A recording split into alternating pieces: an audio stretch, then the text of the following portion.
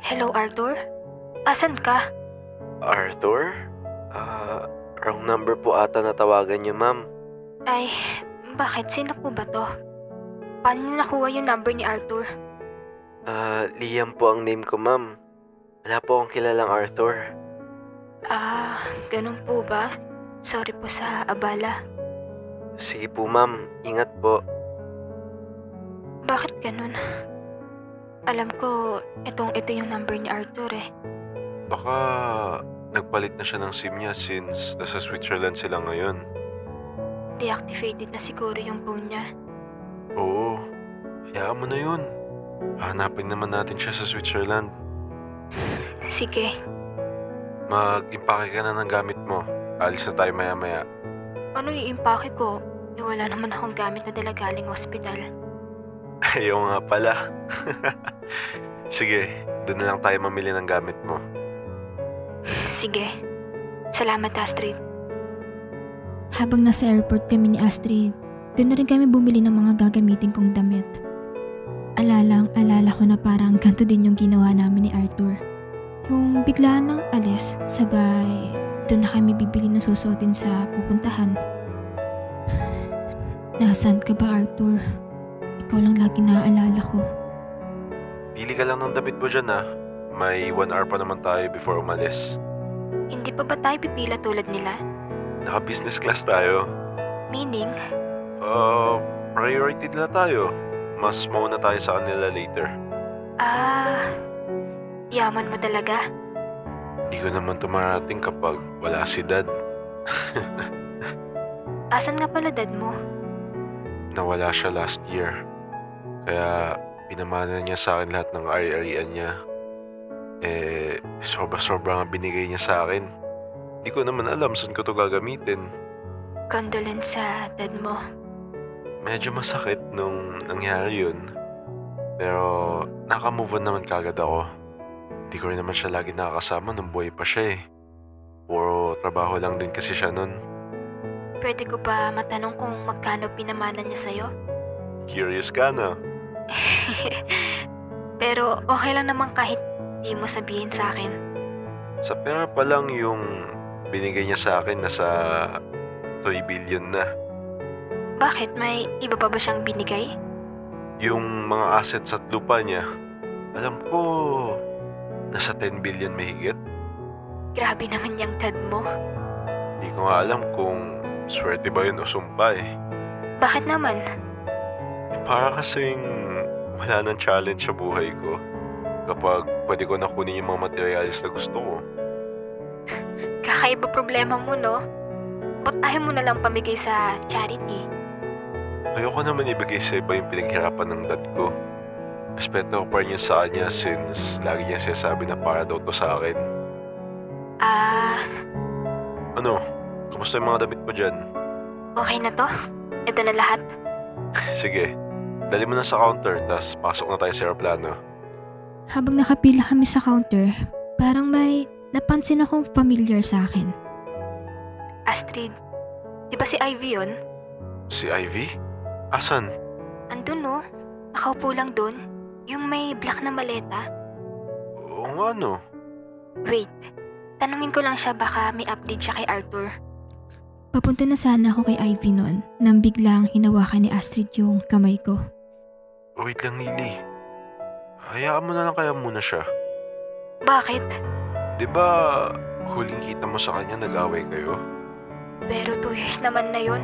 Nakalimutan niya na yun. Balita ko kasi ma-attitude pa din daw yan.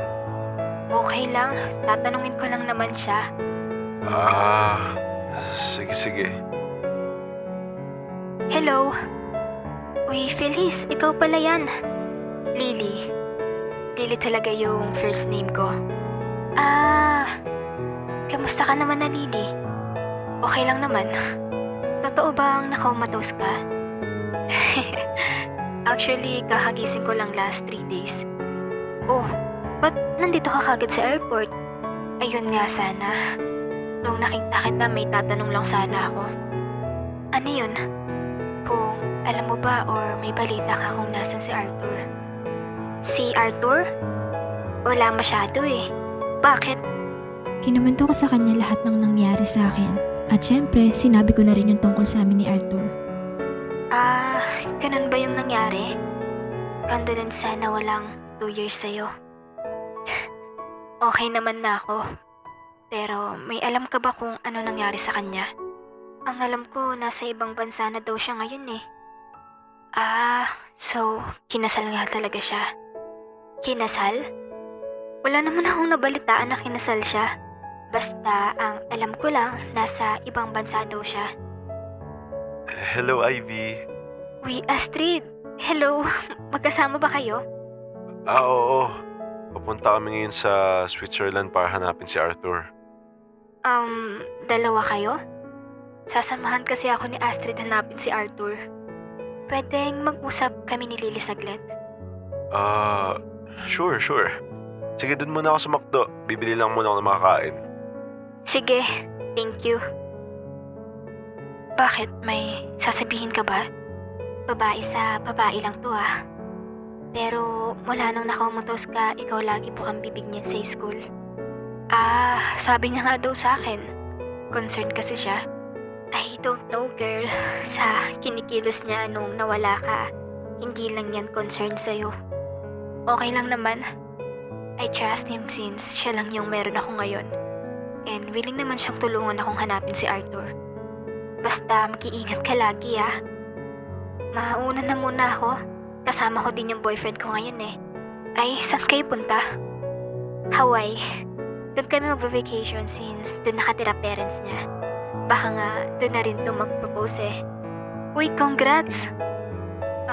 Gusto ko din pala mag-sorry sa nakaraan natin. No worries. Pagka-uwi ko noon, di ko na naalala yun. You know naman, I have more important things to do. Bale, mauna na pala ako ah. Kamusta mo na lang kay Astrid at mag-iingat ka sa kanya. Sige, thank you. Alis na ako. Bye-bye. Dahil sa sinabi sa akin ni Ivy, mas lalo kong kinabahan kay Astrid. Akala ko kutob ko lang na may kakaiba sa kanya. Oh, ba't umalis na yun? Aalis na daw kasi flight nila. Kasama niya din boyfriend niya. Ano? Tana? 10 minutes na lang, alis na flight natin. Sige, pasok na tayo. Habang papunta kami sa entrance ng flight namin, parang nakita ko yung dad ni Arthur papunta sa kabilang entrance ng ibang eroplano. Astrid, Yes? yung dad ba yun ni Arthur? Hindi ko makita eh. Masyado maraming tao. Wait, kausapin ko lang. Lily, that was not a good idea since alis na flight natin. Saglit lang naman. Titignan ko lang kung dad talaga ni Arthur yun.